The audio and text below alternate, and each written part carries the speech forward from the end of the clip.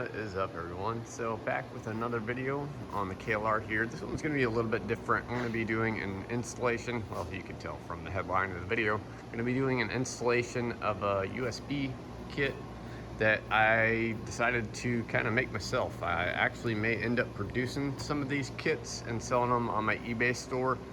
If that's something you'd be interested in, please let me know down in the comments, because the solution for an installation of a USB charger on these things at the moment, it's kind of a pain. There are some videos out there on how to do it without having this kit that I'm making, but this is going to make it so much easier. So if you're like looking for a USB kit to install on your bike, so that's what we're going to be doing today. And yeah, just stick around and I'll show you what we got.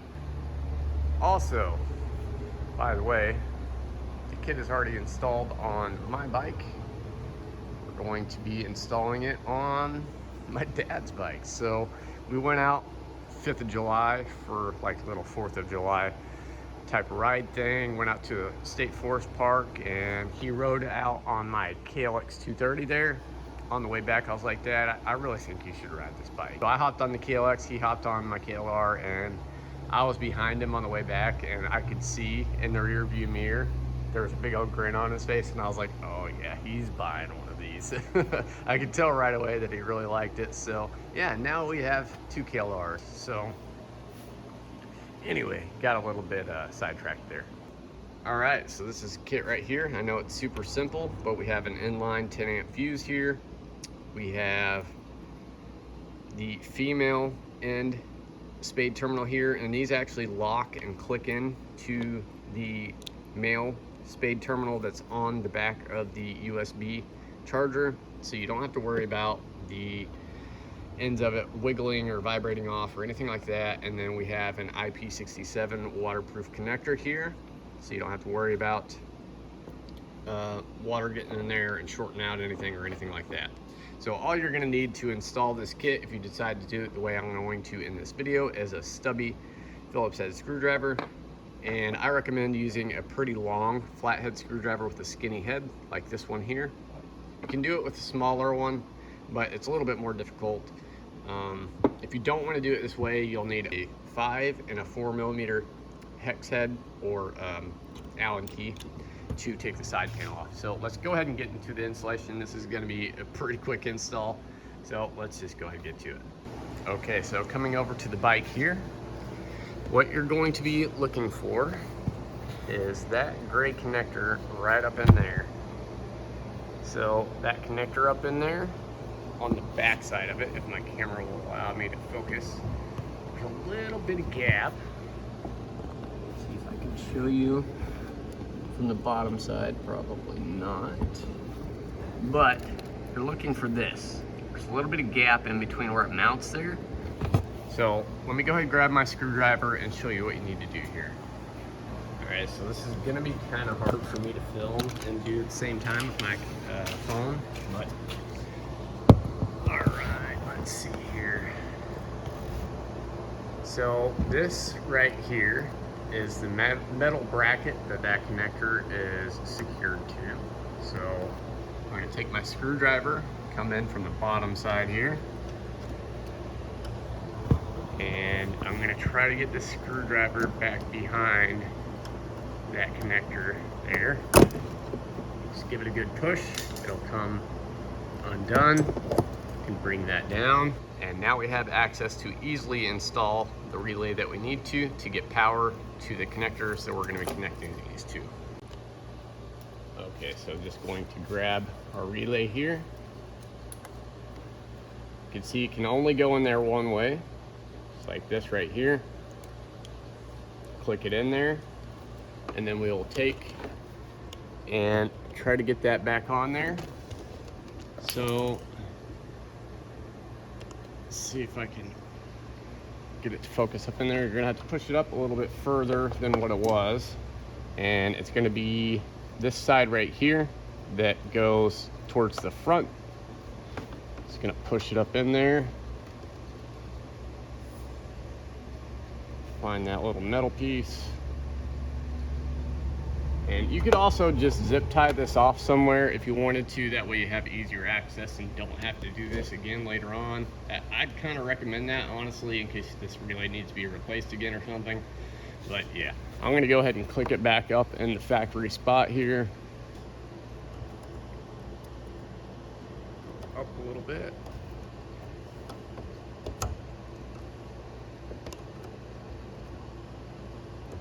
So it's a pretty tight spot to do this. So if you don't have small hands, it's going to be kind of a pain. So there we go. Now the connector that we need to have power will have power. So next thing will be to locate this dummy plug right here. It's kind of tucked up there, a little bit hidden from the factory, so you have to pull that down, and then you just press in on this little bitty piece of the connector right here. Give it a pull, and if you look inside the connector, you can see there's no terminals in it.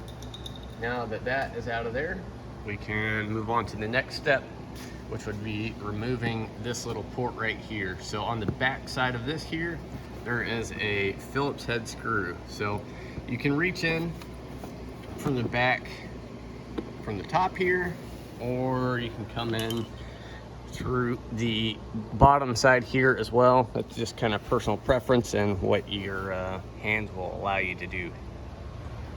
Okay, so we're still on the right side here. How well this will show on camera, I don't know, but there's a shiny tab right up in there, and there's a Phillips head right there. So we need to get our Phillips head screwdriver in there. This is why you need a stubby one, because it is a very tight spot here. So I'm just gonna go ahead and get this unscrewed here to get that out of there. I mean, you can also just pull on this thing and wiggle it around, get that bracket broken loose enough to where you can just pull it out as well. This is kind of a pain, I'm not gonna lie, to get this little Phillips head out of here. So I'm gonna do that real quick and then get back to you. Okay, so we've got that dummy plug out of there. So this thing just kind of sits in there like so, screwed in there like that. Just going to throw this away. No, I'm just kidding. We're gonna save that. Okay, so at this point, I recommend that you go ahead and connect the harness to this USB charger, because it's gonna be a little bit of a pain to get these terminals onto it while it's installed in the panel there. So just click that in there. You can see it's not gonna come out because that little locking tab. So get those on there. And don't want to connect this end of the connector just yet, because we're gonna have to twist this thing in here. So one of the videos I'd watched, they said, oh, you need to file this down and yada yada. Not the case. You can actually just thread these things in here. It works perfectly fine. And yeah, once I get this lock ring on here, we can go ahead and connect that connector. And I think I'm gonna go ahead and include a zip tie with the kit as well, because there's going to be a little bit of extra length on our harness there. But yeah, this is pretty well it. I mean, it's a super easy job with that connector, just to be able to click it in there. Like I said, you could use this kit that I've got just for the connector and the wire itself to connect pretty much any accessory that you wanted to that's not rated for over 30 amps. So yeah, let me go ahead and get this screwed the rest of the way in here, and we'll get it connected up, all that good stuff, and it'll be good to go. Just going to throw the lock ring on there, loop it around the harness there, and we'll get this thing secured, connect that connector. So as you can see, there's quite a bit of extra harness here. So I will be including at least one zip tie with this kit. That way you can secure this wire up somewhere. It's not going to be dangling around. Don't have to worry about anything like that. So, yeah, just going to get this snugged up and we'll be good to go. All right, so I want to go ahead and show you guys the alternative method here, which is really not so bad. You will need a 4 and 5 millimeter Allen. I'm going to be using an electric ratchet just because it's so much faster. Why not? So I'll get my 4 millimeter on here first. Make sure it's on loosen. So I'm just gonna pull this off here real quick. Do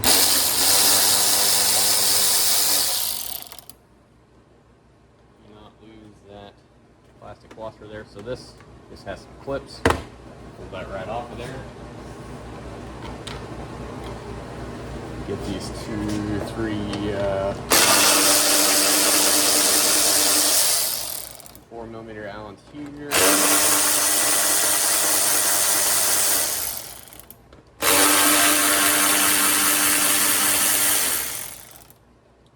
Got all those loosened up. We'll swap over to our 5mm here.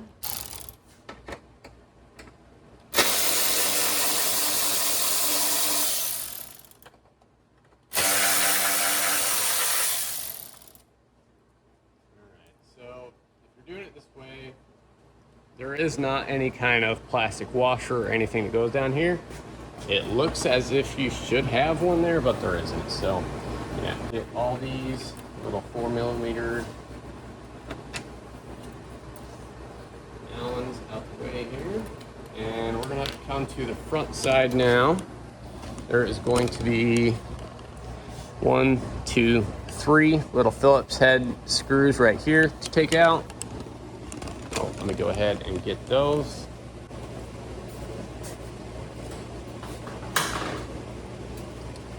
Again, best to use a stubby socket here.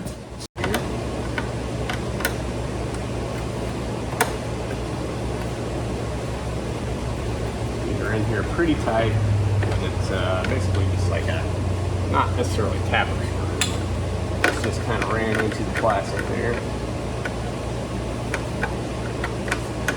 There, and use a JIS screwdriver or you're likely going to strip these things out.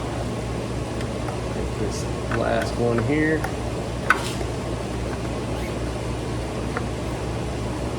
This one is here. We'll turn that way.